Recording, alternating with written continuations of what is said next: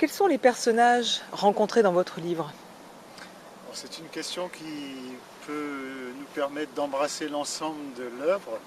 Disons que le personnage principal, évidemment, c'est Rimbaud, mais Rimbaud sert de point de départ, de détonateur à plusieurs voix qui se rencontrent et qui essayent de cerner le personnage particulier d'Arthur tel qu'il apparaît dans la littérature. Donc le personnage qui nous permet de rentrer en contact avec l'Arthur réel, c'est Nina. C'est une jeune femme qui tombe amoureuse de lui très jeune, puisqu'elle a une relation avec lui alors qu'il n'a que 14 ans, elle en a 17.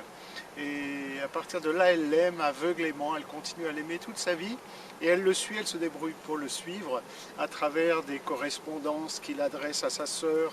Enfin, elle s'arrange toujours pour savoir ce que devient son Arthur, et grâce à elle, on suit Arthur. Mais en même temps, d'autres personnages complètement imaginaires ou partiellement imaginaires apparaissent dans ce livre. Alors bien sûr, le premier, celui qui est le générateur de tout, c'est Jamie l'Ancien.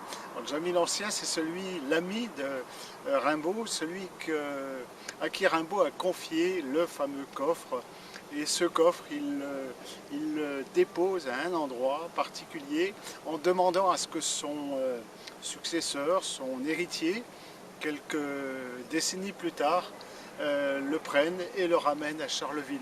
Donc Jamie l'Ancien lègue à Jamie le Jeune, qui est notre troisième personnage, ce coffre que Jamie le Jeune, migrant parmi d'autres migrants venus d'Érythrée ou de la Corne de l'Afrique, vient apporter à Charleville ce coffre qui lui vient de Rimbaud indirectement par son ancêtre Jamie l'Ancien.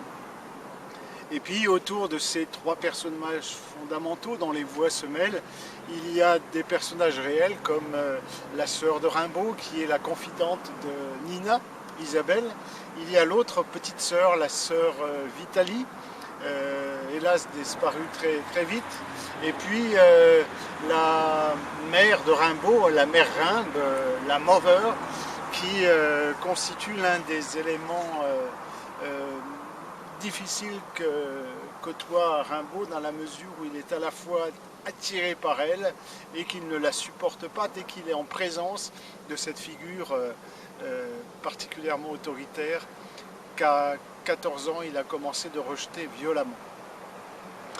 Voilà pour tracer ainsi les lignes, les voies qui composent les différentes énonciations dans ce roman qui renvoie évidemment à la poésie d'Arthur. Et la poésie d'Arthur en elle-même est un personnage, puisqu'il y a dans le coffre, en dehors de tout ce legs matériel qu'est le journal de Nina ou autre chose que je ne révèle pas, il y a ce legs spirituel qui est la poésie d'Arthur Rimbaud qui, je dirais, échappe un petit peu même à la réalité de son auteur.